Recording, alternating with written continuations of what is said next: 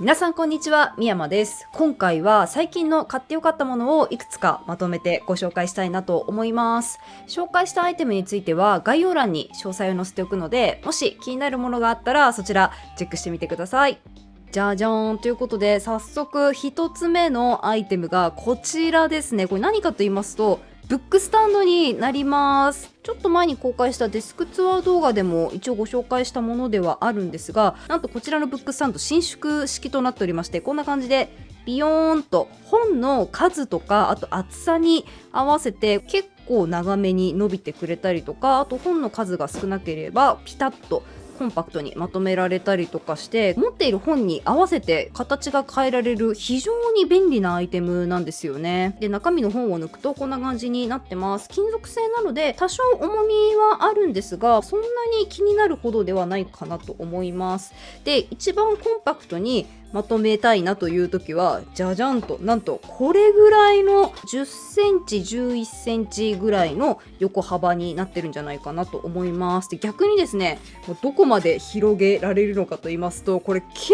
構いけちゃうんですよね。こんな感じで50センチいくかいかないかぐらいですね。今これ実際メジャーで測ってみたら48センチぐらいこうガバーッと開くことができました。で、外側に大きめの仕切りがある他にですね、ちゃんと中仕切りが2つついてるんですよね。で、この中仕切りがあるおかげでちょっと広めにブカブカな状態にしていたとしても、一般的な本であればこの中仕切りにこうやって立てかけておくこととかもできるようになっているので、このあたりも割と便利に使っていただきやすいんじゃないかなと思います。で、本以外にもこんな感じで推しちゃんの CD だったりとかブルーレイとかですね、立てかけて収納するものは何でもこの中に入れておけるようになってるので、いろんな使い方できるんじゃないかなと思います。私みたいにデスク上に置きっぱなしにしてもいいと思いますし、広めな本棚使ってる方の場合とかは仕切りがなくて意外と使いにくかったりすることもあると思うので、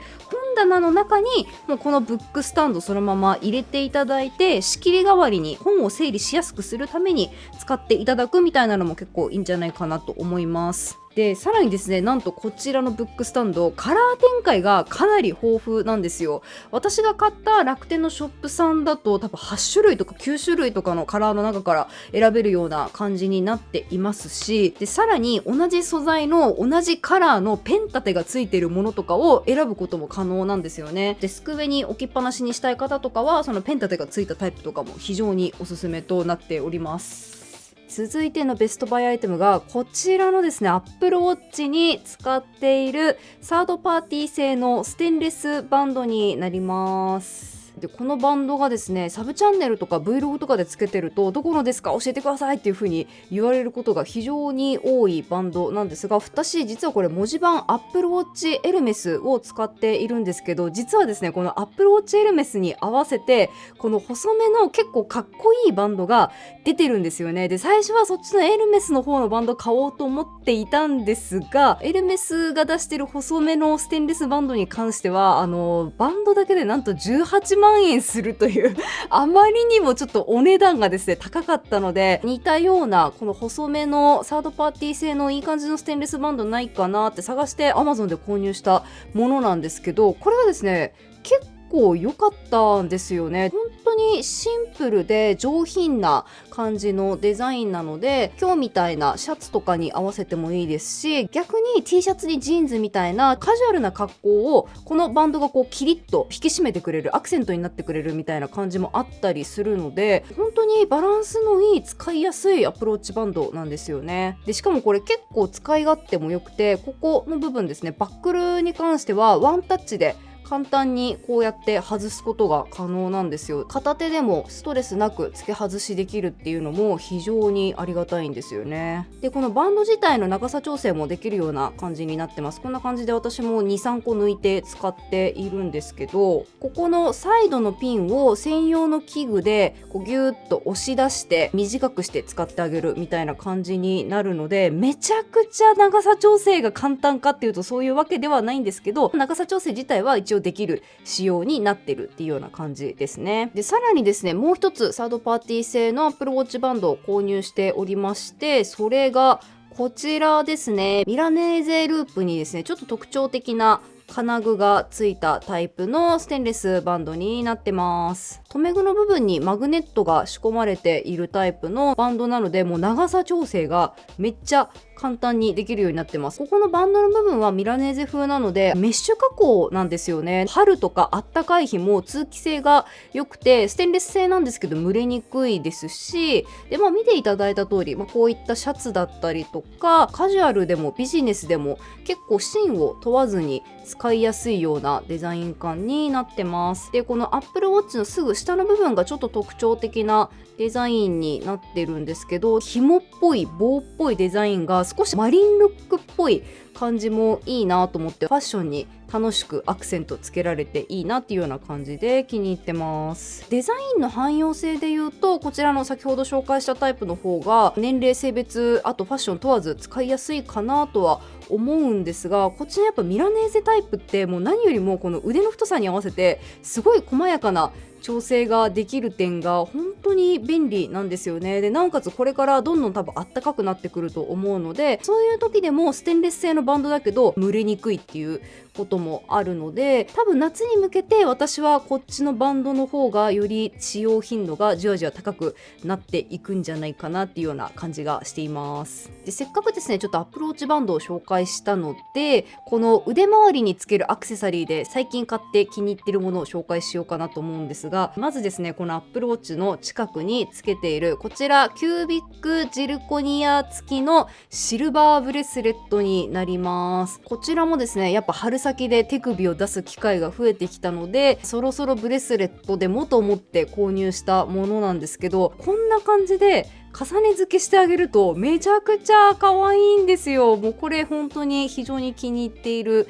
組み合わせでして、ちょうどこのチェーンの真ん中あたりにかなり細めのバーがこうピッとついてるようなデザインになってるんですよね。このですねバーがついてるおかげで柔らかすぎないというか、ちょっと固めなスタイリッシュさみたいなのが出せるようになっていて、ちょっとだけかっこいい雰囲気もここに持たせることができるので、その点で非常に気に入っています。でこのブレスレット地金の素材に関してはスターリングシルバー925ですね。でさらに高級ジュエリーとかによく採用されているような純ロジウムコーティング、プラチナっぽい仕上げにしてくれるコーティングっていうのが一応されているらしいです。ただこれシルバー925のアクセサリーの割には結構お安いので、実際購入する前はこんなに安いのにシルバー925でさらにロジウムコーティングまでされてるのって思って怪しいって思いながら買ったんですけど、実際買ってつけてみると自分が手持ちで持ってるシルバー925と結構色味が似てるんですよね。なんか割とちゃんと近いホワイト系の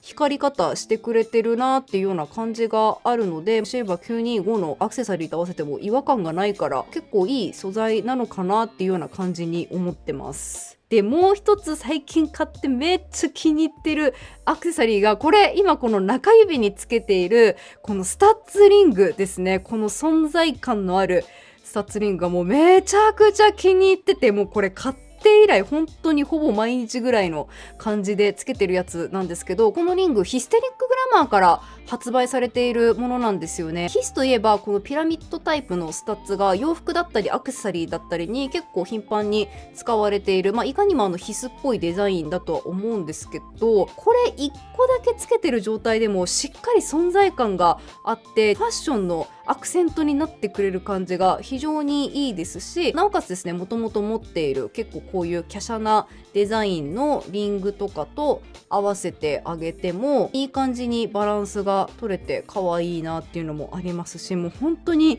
気に入ってて毎日のようにつけてるので、まだ買って2ヶ月とかなんですけどもだいぶ使用感が出てきております。買った当初のまま傷とかも全然つけずに使いたいみたいな方とかにはちょっと不向きかなとは思うんですが、こなれ感というか愛用感みたいなのをしっかり出したい方には結構おすすめのシルバー925のリングっていうような感じですね。続いてがこちらアンカーのナノチャージングステーションですね。最大で7台のデバイスを同時に充電することが可能な便利な充電ステーションになってます。この製品のやっぱ最大の特徴といえばここですよね。右側と左側の側面になんとこんな感じで巻き取り式の USB-C ケーブルがついてるんですよ。もうこれが本当当に便利でして、このケーブルがついてるおかげでデスク上にケーブルを置きっぱなしにせずに済むんですよね。でしかもこの巻き取り式のケーブルなんですけど、スマートフォンはもちろん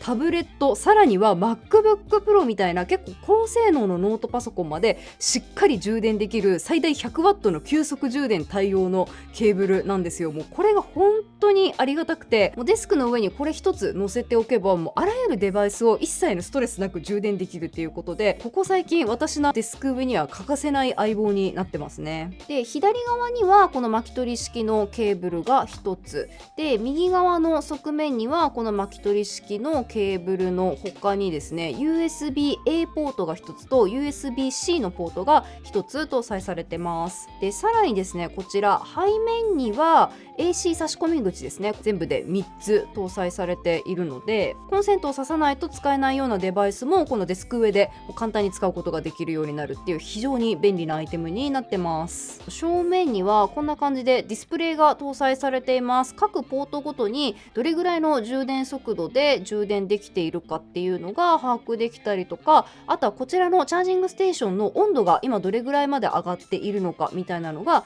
リアルタイムでチェックできるような感じになってます。で、非常に多機能なデバイスではあるんですが、意外とコンパクトなのでデスクの奥の方にもう設置しておけばあんまり目立たないですし、でしかも私の場合はデスクの天板がブラックっていうこともあって、このデスク環境にしっかり馴染んで目立ちすぎないでいてくれるので、その点も非常に気に入ってます。で、私はこのチャージングステーションの裏面にもともと付属でついてきたこのちょっと透明の両面テープを貼って、デスク自体にガチッと両面テープで固定して使うような感じにしています。で、付属の両面テープがこういう風に上に引っ張る力には割と弱めというか、いろんな場所にこう貼って剥がして移動するみたいなことは意外と簡単にできるんですけど、このケーブルを引っ張るこっち向きの力とかに対しては結構両面テープの粘着力が強く働いてくれるような感じになっているので、結構ストレスなくここのケーブル引っ張って繰り返し使ってあげることができるので、その点でもですね、これ結構買ってよかったな、便利だなっていうような感じですね。続いてのベストバイアイテムがこちらですね。ソロジーの勉強タイマーになります。これデスクツアーでもご紹介した非常にですね、最近気に入っているアイテムなんですけど、こんな感じで残り時間がパッと視覚的にわかるようなおしゃれなビジュアルタイマーになってます。こういう風に真ん中のつまみをくるっとひねってあげるだけなので、45分にしたいなとか30分にしたいなとか、いやもうちょっと短めに15分でいいやみたいな感じで、自分が勉強したかったり作業がしたい時間っていうのに合わせて簡単に使うことができるようなタイマーになってます。で、このタイマー時間が来たらこんな感じで音でお知らせしてくれることももちろんできるんですけど、ここのですね、ちっちゃめのボタンを一回カチッと押してあげて、ちょっとだけへこんだ状態にしてあげるとですね、はい、こんな感じでここがピカピカっと光って光だけでお知らせしてくれるモードっていうのも選べるようになってるんですよ。で、多分作業している方の中には集中するためにノイズキャンセリング機能をオンにして自分の好きな音楽を流して作業するみたいな方も多いと思うので、そうするとアラーム音にどうしても気づけない時があると思うんですよね。私みたいに動画編集をよくする方だったりとか、作業中はノイズキャンセリング機能付きのイヤホンよく使うよみたいな方には非常におすすめのタイマーになってます。駆動に関しては単4電池2つで動くような形になってます。あとここの背面でアラーム音の大きさと、あとアラームの長さに関してそれぞれ調整できるような感じになってます。私普段アラーム音小さめで運用してるんですけど、しっかりアラーム音に気づきたいよみたいな方はこっちの上の方にスライドしてあげて、アラーム音を大きめで設定してあげるのがおすすめですね。で、さらにですね、アラームがこうピピピピピピって鳴っている長さに関しても調整できるようになってて、短めで一瞬お知らせしてくれればいいよっていう方はこの 6S ですね、6秒の方を選択してあげて、自分が気づくまでしっかり鳴り続けてほしいっていう場合はこっちの60秒の方にカチッと設定してあげるのがおすすめです。続いての買ってよかったアイテムがこちらのフィットネスバンドですね。 VRTX というブランドのフィットネスバンドなんですけど、これがすごいいいんですよ。めちゃくちゃ使いやすくて、私最近ボディメイクにとてつもなくハマっておりまして、もう半年以上自宅とジムとパーソナルで筋トレ、トレーニングを続けているんですけど、自宅でトレーニングするときにこのですねフィットネスバンドがもう超大活躍してくれてるんですよね。でフィットネスバンドっていうと、こういうですねちょっとシリコンっぽい素材のゴムでできたものとかが結構お安くてどこでも買えてっていうので使ってる方も多いと思うんですけど、こういうゴム製のフィットネスバンドって素肌に直接つけた状態で使ったりすると摩擦で結構赤くなっちゃったり痛くなっちゃったりすることが多かったりするんですよね。こちらのですね VRTX のフィットネスバンドに関しては肌に触れる部分がめちゃくちゃ柔らかくて、すごい肌触りのいい素材でできているんですよね。例えば胸筋のトレーニングの時とかこんな感じで、わかりますかね、二の腕に結構がっつりこのフィットネスバンドが食い込むんですけど、ここのゴムバンドの素材がかなり柔らかい素材なので、この二の腕にギュッと押し付けた上である程度摩擦が起きたとしてもそんなに痛くないんですよね。しっかり強い負荷でこの胸筋を鍛えられるっていうのがあって、これ自宅でトレーニングしたい方にはめっちゃおすすめです。で私の場合はですね、胸筋とあと背中とかを鍛えるのによく使っているこの長めのループになっているタイプと、あとこの短めのループタイプのものですね。これ太ももとかお尻とかを鍛えるときにめちゃくちゃ便利な長さになってるんですけど、こちらとあとはこんな感じでちっちゃい輪っかがこうやってぐるぐるぐるっと連なっているこのマルチバンドタイプのものですね。この3種類をいろいろ使い分けていろんな部位をより効率的に鍛えるっていうような感じにしています。でどれかまず1種類だけ試してみたいっていう方はこちらのマルチバンドが一番おすすめですかね。おそらくこれが一番いろんな部位ですね、いろんな筋肉をまんべんなく鍛えられる一番便利な名前の通りのマルチなバンドになっているんじゃないかなと思います。で私こちらのバンドをですねもう3ヶ月以上週 2,3 回ぐらいのペースで使っているんですけど、このゴムの強度に関しては全く問題ないですね。全然へたれることもなく買った当初と同じような感覚で使えているっていうような感じです。ただやっぱりですね使用感は結構出てきてしまうなっていうのがあって、わかりますかね、ちょっとこの辺がモケモケしちゃってるんですよね。ちょっと毛玉っぽいモケモケ感みたいなのがやっぱ肌によく擦れる部分とかには出てきちゃったりするので、肌に触れても全然気になったりとかはしないんですけど、見た目的に使用感みたいなのは出てきちゃうので、ちょっとその点ご注意いただければなと思います。でこういったトレーニングバンドを使ったエクササイズ方法って YouTube とかで探すといっぱい出てくるので、まだスポーツジムに一人で行く勇気は出ないけどなんか筋トレとか簡単なトレーニングしてみたいんだよなみたいな方は、まずはこういったバンド系を使って自宅で気軽にトレーニングしてみるところから始めてみるのが非常におすすめなので、気になった方はぜひこの機会にチェックしてみてください。続いての買ってよかったものはこちらのダンベルですね。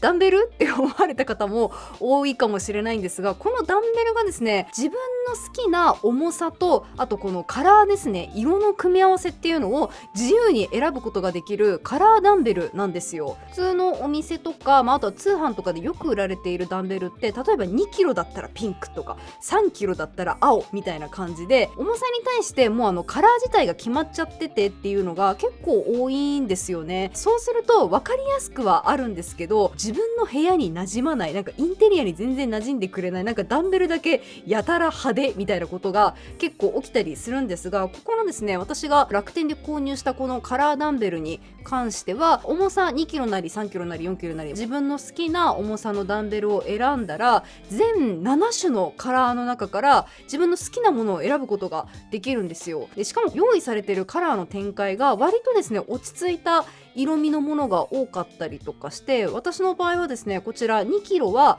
ライトグレーのものを選んで、こっちの3キロの方はダークグレーを選んだんですけど、見ていただいた通りめちゃくちゃ落ち着いた色ですよね。でしかもこのダンベルラバーコーティングされてるのでとにかく握りやすいです。このラバーが結構分厚めの素材なのでダンベル自体もあと床とかデスク自体も傷つきにくいっていうような仕様になってます。でさらにですねこちらのダンベルこういう風に六角形になってると思うんですけど、これ六角形だと床とかに置きっぱなしに進しててちょっと足とかコンってぶつかっちゃったとしてもコロコロコロって転がっていってしまうみたいなこともないので、その点でも非常に気に入ってます。機能的にも見た目的にも部屋の床とかに置きっぱなしにしやすいダンベル、なんかいいのないかなって探してる方には非常におすすめなので、これからちょっと家トレ頑張ってみようかなみたいな方はぜひこの機会にチェックしてみてください。はい、続いての買ってよかったアイテムがこちら、食品系のアイテムなんですが、嫁にもろてプロテインマグケーキになります。こちらがですね、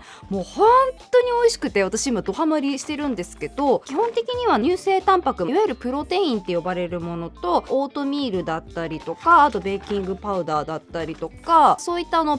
ケーキを作る元になってくれるような粉がこの袋の中に入ってるっていうような感じになってます。で、このプロテインマグケーキの粉にお水だったり豆乳だったりを入れて混ぜて 2,3 分チンするだけでもうめちゃくちゃヘルシーで美味しいパンケーキがすぐ食べれるっていうような優れものになってます。176キロカロリー中、なんとタンパク質が 15.6 グラムも入っているんですよね。私いつもこれ朝ごはんとして食べているんですけど、朝からこれを食べるだけでタンパク質が 15.6 グラム確保できるっていうのがまずめちゃくちゃありがたいっていうのと、あとこれ脂質が 2,3 グラム入ってるんですけど、この脂質ほとんどが MCT オイルで作られているんですよね。血糖値安定させてくれたりとか、あとトレーニング中のすごくいいエネルギーになってくれたりとか、非常に良質な脂質が含まれてます。で、実際の中身がこんな感じですね。今回はプロテインマグケーキのロイヤルミルクティー風味の中身をちょっと出してみました。見た目とか質感に関してはプロテインと結構似てるかなっていうような感じですね。で、耐熱性の器にですね、こちら 45g 中身出してあります。で、私の場合はこの 45g に対して豆乳を 65ml 追加して混ぜるのが結構好きな感じですね。ということでちょっと早速豆乳入れていきたいなと思います。で、豆乳を入れたらこんな感じで、食べる用のスプーンでも何でもいいのでこうくるくる混ぜていきます。で、混ぜるときはなんかそんなに神経質にならなくて大丈夫です。今結構ダマがまだあると思うんですけど、この大きなダマがなんとなく消えてくれればいいかなぐらいですね。ざっくりこんな感じで混ぜ終わりました。で、もしダークチョコレートとかを追加したいなって場合は、このレンジでチンする前にダークチョコレートパキパキ割ったやつをこの中に混ぜてあげてからチンすると結構いい感じですね。で、実際に電子レンジでチンしてきたやつがこんな感じですね。動画だと伝わりにくいと思うんですが、結構これボリューム感あるんですよね。わかりますかね。結構ふわふわなパンケーキなんですよ。で、人工甘味料がないので甘さはかなり控えめな感じなんですけど、香りがですね、ロイヤルミルクティーのめっちゃいい香りがするので非常に美味しく食べれるような感じになってます。じゃじゃーん、いつも通りフルーツ乗せてきました。ちょっとちっちゃめのバナナにブルーベリーが 80g で、私の場合は朝脂質はだいたい 10g 前後は取りたいので、ちょっとピーナッツバターも追加してます。このピーナッツバター無糖のものですね。で、私の場合はこれにさらに野菜のスープを追加するような感じで、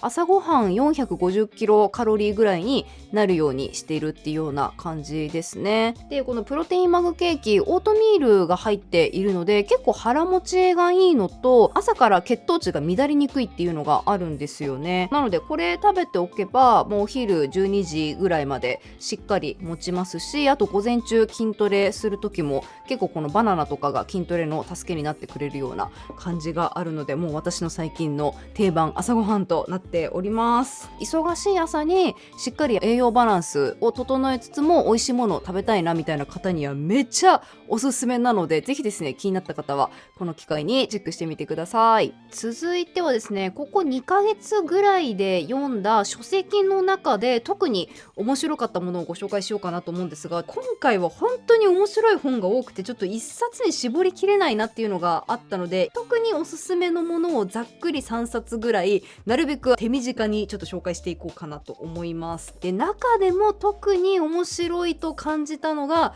こちらの3冊ですね。まずはですね、ちょっと一番分厚い、これからいきますか、宗教の起源という固めな印象の本なんですけど、いやもう本当に面白かった。この2ヶ月で読んだ10冊の中でこれが1位ですね。この宗教の起源が個人的には一番面白かったです。これどんな本なのかと言いますと、宗教はいかに生まれていかに進化してきたのかっていうのを膨大な研究データをもとに紐解いている本になります。で、個人的に特に面白いなって思ったのが、集団生活のストレスを緩和するために人類はいろんな癒しを求めてきたと思うんですけど、その中でもやっぱ宗教っていうのが歴史的にこう人類を癒し続けてきたものだったんだなっていうのがデータをもとに丁寧に紐解かれてるなっていうような印象でしたね。最近は結構紛争が起きたりとか、あと石油の問題とかもいろいろ出てきて、人々の格差がより広がりやすい時代になりつつあると思うんですけど、なんかそういう時ってやっぱり宗教だったりとか、あとは宗教と似た構造の陰謀論だったりとか、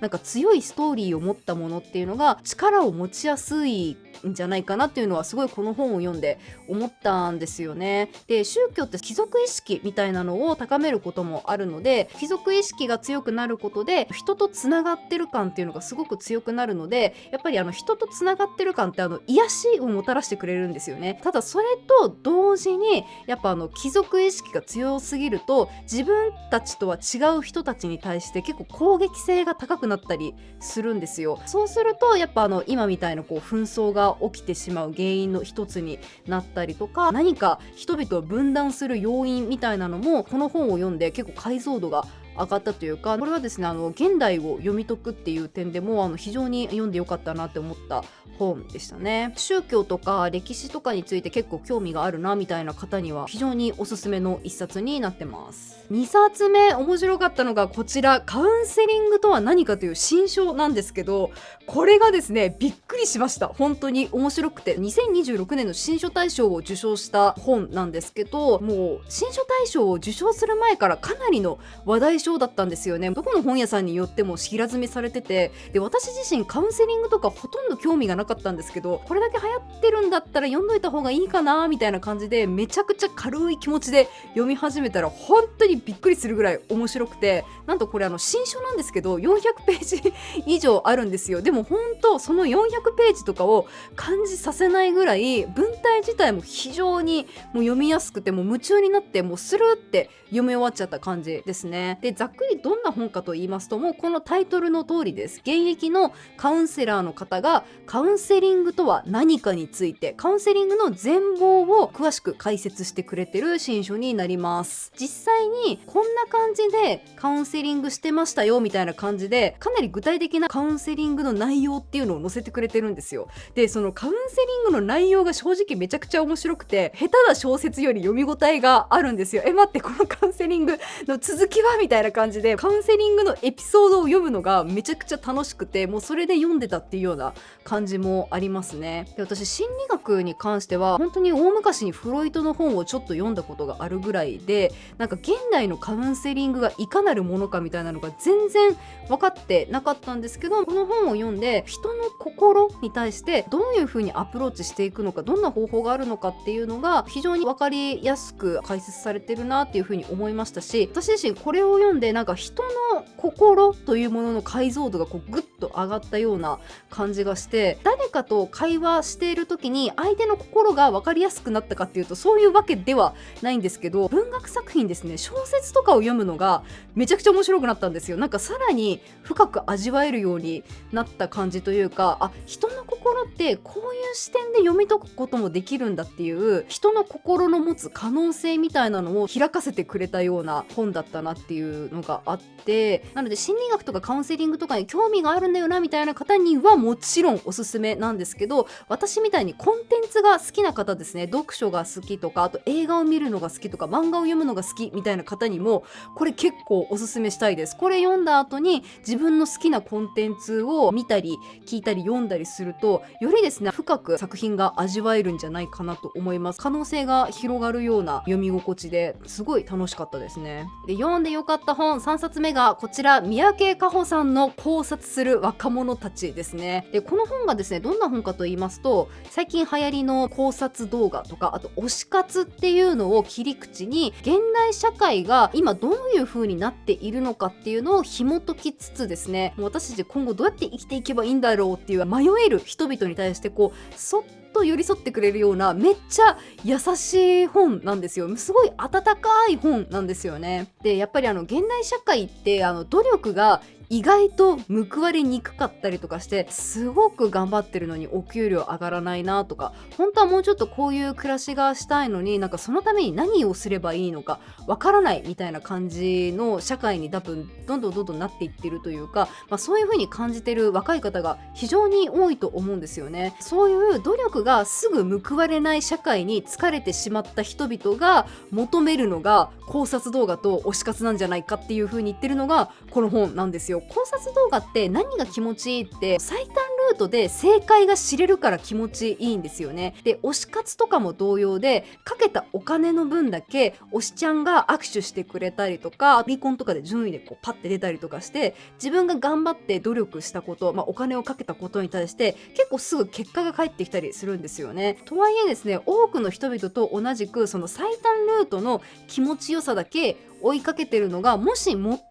ないと思うんだったら、自分らしく何かに一生懸命ぶつかりたいって思ってるんだったら、こういうやり方とかこういう考え方があるよっていうのも提示してくれてるのがこの本なんですよね。それがすごくいいなと思って、疲れてる人を否定しない、でもそんな疲れてる人の中でももうちょっとだけ自分らしくこう社会に対してぶつかっていきたいっていう人に対して、こういうやり方があるよっていうのを優しく提示してくれてる本で、これ読んで結構私やる気が出たんですよ。もうちょっと自分らしく頑張ろうって温かく思えるような本だったので、そもそも新書なので文章自体も非常に読みやすいですし、あと薄くて軽いので持ち歩きもしやすいかなと思うので、疲れてるけどでも読書はちょっとしたいなみたいな時とかにも非常におすすめなので、気になった方はぜひこの機会にチェックしてみてください。はい、続いては買ってよかったもの最後のアイテムのご紹介なんですが、最後はいつも漫画を紹介しておりまして、今回はこちら、漫画聖女はとっくに召喚されている日本にをご紹介したいなと思います。ここ最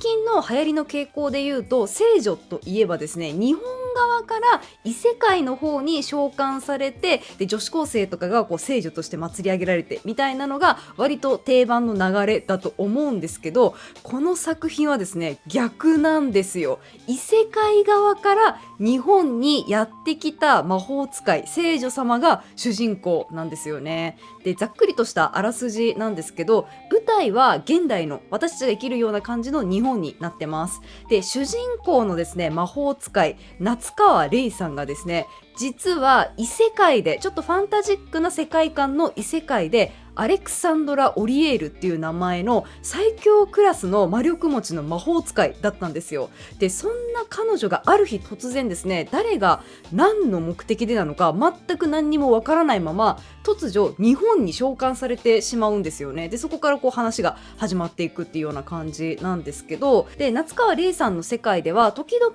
魔法使いが召喚人に急にこうパーッと囲まれて、で勝手に他の世界に召喚されてしまうっていうことがたまに起こる世界観っていうような設定になっているんですよ。で主人公のこのレイさんもとうとう私の番が来てしまったみたいな感じで、召喚先でものすごく酷使されるのかもしれないと思って覚悟して飛んでいったら、すごく平和な、特に魔法とかもないこの現代の日本にポーンって急に置いてかれる感じなんですよね。なので主人公のレイさんはですね、一旦自分が魔法使いであることを隠して、正体を隠して記憶喪失のふりをしてですね、一人の人間としてこの日本の小さな会社の事務員として働くことになるっていうようなお話なんですよ。なので特に序盤の方は雰囲気は結構のんびり進んでいくんですよね。日々の事務仕事をこなしつつ、静かになるべく目立たず平穏無事に生きたいなって思ってるこの主人公夏川玲さんのお話として進んでいくんですが、この漫画が面白いのは単なるのんびり日常系では終わらないところなんですよね。主人公の玲さん自身は静かに暮らしたいって思ってるだけなんですけど、会社周りの金銭トラブルみたいな、もうめめちゃくちゃ現実的な魔法とか一切関係ないようなちょっとしたトラブルとか事件に巻き込まれたりとかしていくんですけど、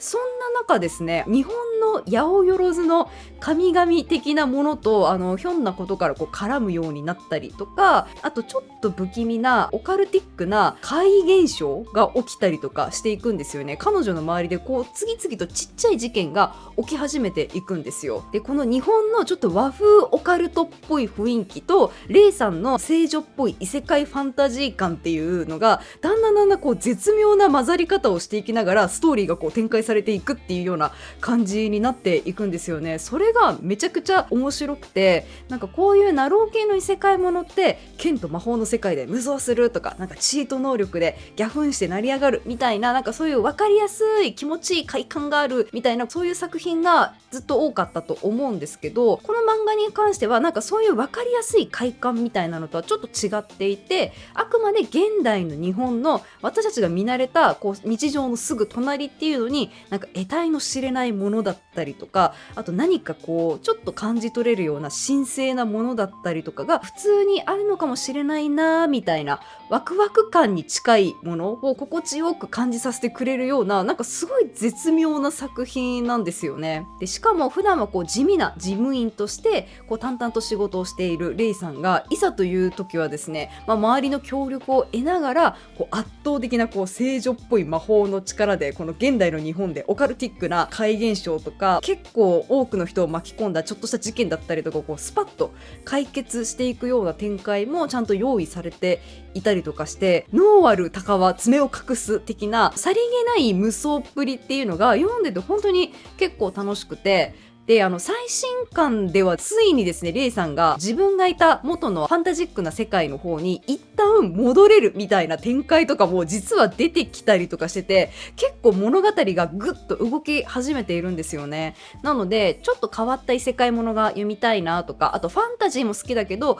オカルトっぽいものも結構好きなんだよねみたいな、そういうのが両方とも好きなんだみたいな方とかは割と楽しく読めるんじゃないかなと思うので、気になった方はぜひこの機会にチェックしていただけたらなと思います。でちなみにですね、今回紹介しきれなかった読んでよかった漫画とか、あと本とか小説などについてはいつも楽天ルームに感想付きでまとめておりまして、概要欄に URL 貼っておくので、気になる方はぜひそちらもチェックしてみてください。あと最近はサブチャンネルの方も結構積極的に更新しているのと、メンバーシップ動画で雑談系の動画とか上げたりしているので、そちらも気になるなっていう方はぜひ概要欄からチェックしてみてください。ということで今回は最近の買ってよかったものをいくつかまとめてご紹介しましたが、いかがだったでしょうか。少しでも参考になっていれば幸いです。今後もこういった買ってよかったものとかお気に入りのものとか身の回りのものとかいろいろご紹介できたらなと思うので、もしよかったらチャンネル登録などぜひよろしくお願いします。ここまで長々とご覧いただき本当にありがとうございました。また次の動画でお会いしましょう。みやまでした。バイバーイ。